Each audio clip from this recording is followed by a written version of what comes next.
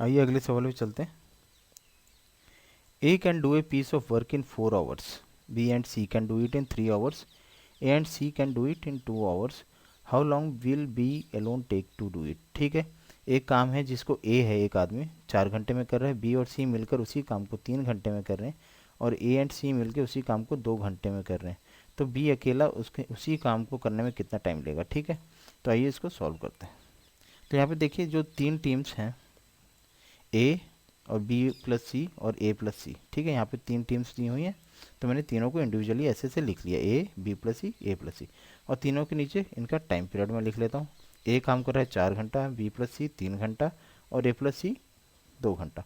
तो यहाँ पे देखिए हमें वर्क कुछ डिफाइंड किया नहीं गया है। ठीक है, वर्क यहाँ पे हमें कुछ डिफाइन नहीं किया गया है कि कितना काम है, क्या काम है भाई, हैं कितना काम कर रहे हो, एक काम बस तुम कर रहे हो 4 घंटे में कर रहे हो, बी प्लस सी उसी काम को 3 घंटे में। तो ठीक है, एक काम है, कुछ भी आप काम मान सकते हैं। तो आप उस काम को कुछ भी वेरिएबल ले सकते हैं, 100 200 300 500 1000 1 लाख, ठीक है, कुछ भी आप उसको मान सकते हैं। तो यहाँ पे सबसे इजी क्या होता है आपको वर्क यूनिट्स एज्यूम करने का, कि अगर मैं मान रहा हूँ कोई चीज़ तो ऐसी हो जो मेरे लिए इजी हो, तो हमेशा आप इसको एलसीएम को ही एज्यूम करें। तो इनका एलसीएम क्या होगा, तीनों का 4 3 और 2 का, 4 3 2 का एलसीएम होगा 12 यूनिट्स। ठीक है, ठीक है, तो 12 होगा, तो 12 हम उसको मान लेते हैं। तो आप इस तरह से भी कह सकते हैं कि एक दीवार है जिसमें 12 ईंटें लगानी है, ए लगा दे रहा है 4 घंटे में 12 ईंटें, बी प्लस सी 3 घंटे में 12 ईंटें लगा रही हैं, और ए प्लस सी 2 घंटे में 12 यूनिट्स लगा दे रहे हैं, 12 ईंटें लगा दे रहे हैं एक दीवार में। ठीक है, इस टाइप से आप समझ सकते हैं। तब हम इनकी एफिशिएंसी को अब आगे निकालेंगे। तो ए की एफिशिएंसी यहाँ पे हो गई, 4 आवर्स में ये काम कर रहा है, 12 यूनिट्स काम कर रहे हैं। ठीक है, 4 आवर्स, तो 1 घंटे में कितना कर रहा है, 12/4, तो कितना हुआ 3 यूनिट पर आवर। उसी तरीके से बी प्लस सी कितना कर रहा है, 12/3, 4 यूनिट पर आवर, और ए प्लस सी कितना काम कर रहे हैं, 2 यूनिट, तो 2 आवर्स कर रहे हैं, तो 12 यूनिट्स करने के लिए उनको कितना टाइम लगेगा, 6 आवर्स।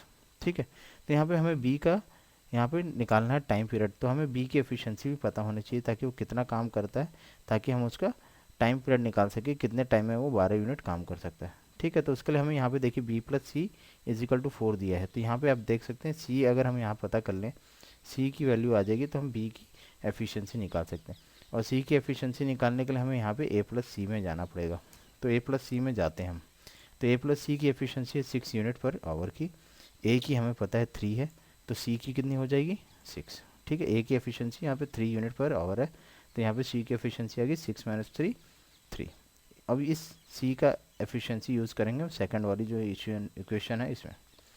तो यहाँ पे B plus C is equal to 4 है हमारे पास इसकी एफिशिएंसी मिल के, तो बी के अकेले की एफिशिएंसी हो गई 1 यूनिट पर आवर। ठीक है, क्योंकि सी की 3 है, 3 इधर जाएगा, तो B is equal to 4 - 1, 4 - 3 is equal to 1। ठीक है, तो यहाँ पे 1 यूनिट पर आवर की एफिशिएंसी बी की है, तो 12 यूनिट्स में करने के लिए इसको कितना टाइम लगेगा, 1 यूनिट 1 घंटे में कर रहा है, तो 12 यूनिट्स काम करने के लिए इसको कितना टाइम पीरियड लगेगा, manpower into hours is equal to work आप यूज़ कर सकते हैं, या तो आप ऐसे ही देख के बता सकते हैं कि 12 घंटे लगेंगे। ठीक है, तो यहाँ पे देखिए मैन पावर क्या है, बी है, जिसको आवर्स पता करना है, एफिशिएंसी इसकी 1 है, तो यहाँ पे हम इसके एफिशिएंसी बी की एफिशिएंसी 1 कर लेंगे। Hours is equal to work, work हमारे पास 12 यूनिट है, तो 1 into hours is equal to 12, hour is equal to 12। आप ऐसे ही बताएंगे 1 यूनिट पर आवर कर रहा है, तो 12 यूनिट्स करने के लिए कितना टाइम लगेगा, 1 घंटा, यहीं पे आप बता सकते हैं। ठीक है, हालांकि इनकेस कुछ और वैल्यूज़ हैं तो आप इसको आगे ऐसे यूज़ कर सकते हैं, इसलिए मैंने आपको यहाँ पे एलोबोरेट करके बताया। तो आशा करता हूँ आपको समझ में आया, तो लाइक शेयर सब्सक्राइब जरूर करें। Thank you for watching.